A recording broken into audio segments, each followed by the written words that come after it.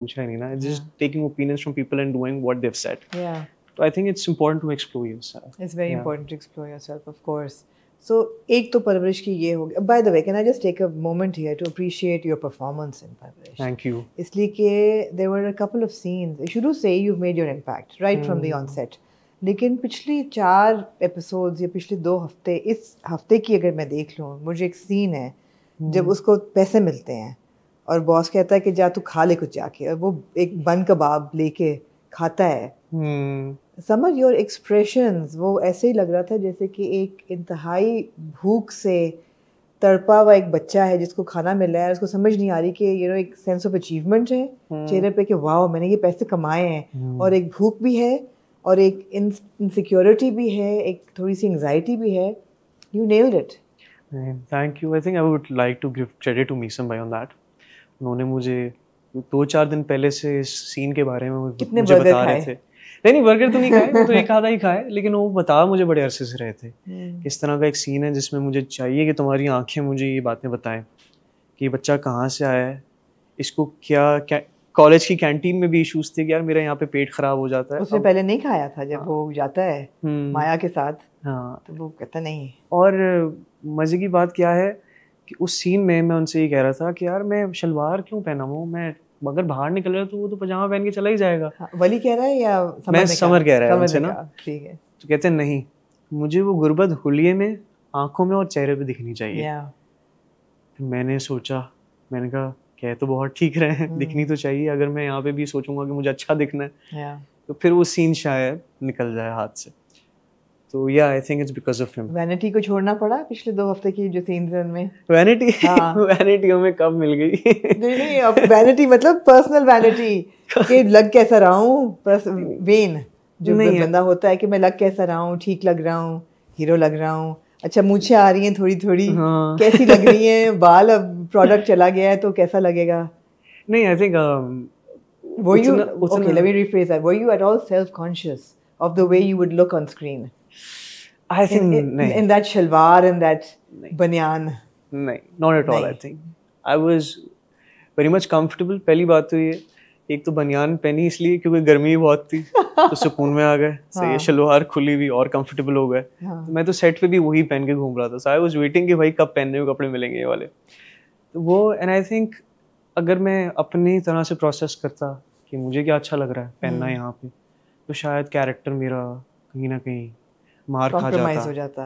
लेकिन मैं थोड़ी सी और तारीफ करूं इसलिए क्योंकि जो वो एक्सप्रेशन होता है वली के चेहरे पे जब वो नहा के निकलता है और उसने वो बनियान और वो शलवार पहनी होती है और वो माया आके आती है. बिल्कुल. और जो उसके चेहरे पे एक जिसे कहते हैं ना एक एकदम एम्बैरसमेंट होती है कि ओह गॉड इसने मुझे ऐसे देख लिया है. And I feel that vulnerability is such a beautiful emotion. Because अगर आप किसी से प्यार करने वाले के सामने vulnerable होते हैं तो वो जो बॉन्ड उस वक्त बनता है वो फिर unbreakable होता है, और बनता है माया के साथ. बिल्कुल. उस मोमेंट में मुझे लगता है जो बॉन्ड बनता है. So again another great scene. Thank you. I mean I loved doing that scene because मैं वो परफॉर्म कर रहा था वली एक हफ्ते से ही, और फिर मुझे रियलाइज़ हुआ कि यार अगर मेरा पार्टनर मुझे इस हुलिये में देखे जो मुझे एक सर्टेन वे में देखता हुआ आ रहा है तो मैं कैसा फील करूँगा. तो I was just analysing that. तो उस वक्त वली के जहन में क्या क्या इनसिक्योरिटीज आती हैं? आई थिंक सबसे पहले इनसिक्योरिटी तो ये होती है कि मैं किस हुलिये में हूँ उसके सामने. कहाँ मैं वली जहांगीर दीवा और अब मुझे जो है वो शलवार इतनी अजीब सी और फिर बनियान. This is exactly what he goes and says to boss. He is like कि मेरा हुलिया देखे, मैं पहले प्रेजेंटेबल तो होता था, अब देखें ये मेरी टी शर्ट देखें, मेरी शलवार देखें, मेरी मुंह देखें, मेरे बाल देखें, मैं किस तरह से अच्छा लगूं. पहली बार उस पूरे घर में वो बाल पीछे करता है. वो भी सिर्फ इसलिए कि यार अब माया आई है तो थोड़े बहुत बाल तो सीधे करूँ ना, पीछे करूँ. और आई थिंक वो वाहिद सीन है जिसमें वो बाल पीछे करता है अपने और कहता है कि चलो एटलीस्ट बालों के थ्रू तो अच्छा दिख जाऊँ मैं यार. उसको एक वाइट शर्ट मिलती है बॉस की, वो निकालता है अलमारी से, कहता है चलो ये कुछ बेहतर लग रही है, बाकी सबसे पहन के चला जाता है. अच्छा जब वो कपड़े पहन रहा है बदल के, एक उसके पास ब्लैक एंड व्हाइट शर्ट भी है, वो बॉस की कपड़े वो पहन रहा है या उसको किसी ने कपड़े दिए हैं लाके? बिकॉज अब उसके पास कुछ कपड़े हैं. हाँ अच्छा, ये हमने सोचा रिव्यू में भी कहा कि इसके पास कपड़े कहाँ से आए हैं. सारे कपड़े जो वो पहन रहा है पहन ही बॉस के रहा है. बॉस के कपड़े पहन उसके पास सिर्फ एक ट्राउजर, एक जूता और एक हुडी है. हाँ, जो वो घर से पहन के निकला जो घर से पहन के निकला होता है, ठीक है। उसके अलावा वो जो कुछ भी पहन रहा है वो बोरो करके बॉस से पहन रहा है। तो वो जो शलवार मैंने पहनी है वो मीसम भाई ने भी पहनी हुई है, मैंने नोटिस किया। जो मैंने शर्ट पहनी है वो भी उन्होंने पहनी हुई है। अब वो बनियान कह लें कि वो मतलब ऐसे तो होती हैं घर में, तो बहुत शायद कंफर्टेबल नहीं थे बनियान पहनने में, तो वो मैंने पहन ली, मैंने कहा चलो मैं पहन लेता हूँ। तो या आई थिंक वो सारे कपड़े उन्हीं के उन्हीं कपड़े सही है। अब हम बड़े ही ज़बरदस्त सीन्स की बात करें तो हम एना की बात कैसे ना करें, बिल्कुल, बिकॉज एक दो एक्टर्स जो आपस में गिव एंड टेक है, एक इमोशनल गिव एंड टेक भी है उस पर। और Maya is a character that makes me so happy. I mean वो अभी का एक सीन था जब वो बस में खड़े हैं और वो रियलाइज करता है कि उसका हाथ उसके साथ लग रहा है, तो वो हाथ ऊपर कर लेता है and then she brings her hand up, you know. I said this is such great story telling कि इतना हल्का सा न्यूआंस है, लेकिन आप दिखा रहे हैं कि एक लड़की है, she is confident enough, you know, that I like this boy and I feel safe with him and I am okay with him, you know, and that was such an important scene. मगर ऐसे छोटे छोटे बहुत से हैं connection जो उसका बनता है, जो वलीद के साथ कभी नहीं बन सका, right? And for you as an actor ये कनेक्शन आई थिंक एना के साथ मायरी में बन गया था, बिल्कुल बन गया था, एंड देन अभी। So how has that been, how have things changed over the year between the two of you as actors?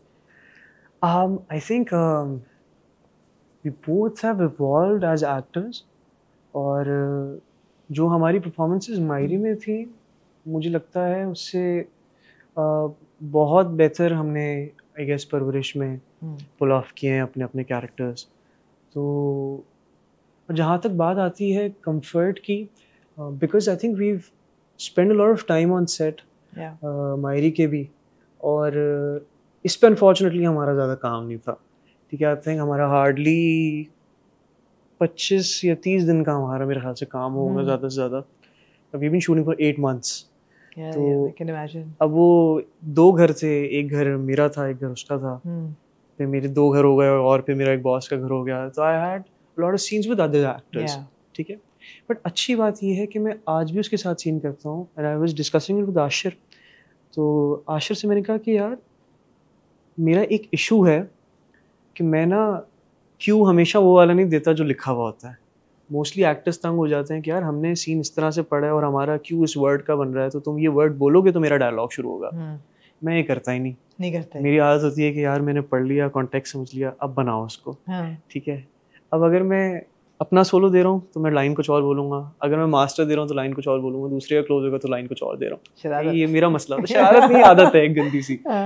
हैना का अच्छी बात ये है कि मैं कुछ भी बोलूँ ना, कोई भी मैं क्यों दूँ, वो ऐसे पकड़ के डायलॉग अपना बनाती है और वो उसको इतने खूबसूरत तरीके से डिलीवर करती है कि मुझे एनर्जी मिल जाती है इम्प्रूव करने की, कि मैंने कहा चलो बेटा आ जाओ, अब आपने ये लाइन बोली, अब मैं बोलूँगा, फिर वो कॉन्वर्सेशन ऐसे स्टार्ट होती है। And somehow she's all of 16 years old. It's just like, it's insane. She's 16 and it's only been 3 years since she's been working. Yeah. 3 साल में अगर आप इतना इवॉल्व हो गए एज एन एक्टर, तो अगले 10 साल बाद आप क्या होंगे? Absolutely. तो बात ये है। Absolutely. तो I think she is a fantastic actor, and मतलब मुझे नहीं लगता कि उसकी एज में कोई अभी तक इतना सक्सेसफुल एक्टर पाकिस्तान में आया है। उसने 3 से 4 ड्रामे मेरे ख्याल से नहीं 3 ड्रामे लीड पे किए हैं या 4 ड्रामे किए हैं। They've all been very successful. इस एज में एक इतने बड़े प्रोडक्शन हाउस के ड्रामे के पोस्टर पे आना, मायरी, एक बहुत बड़ी अचीवमेंट है। Absolutely. तो that was solo poster मायरी का, that was a big achievement for her.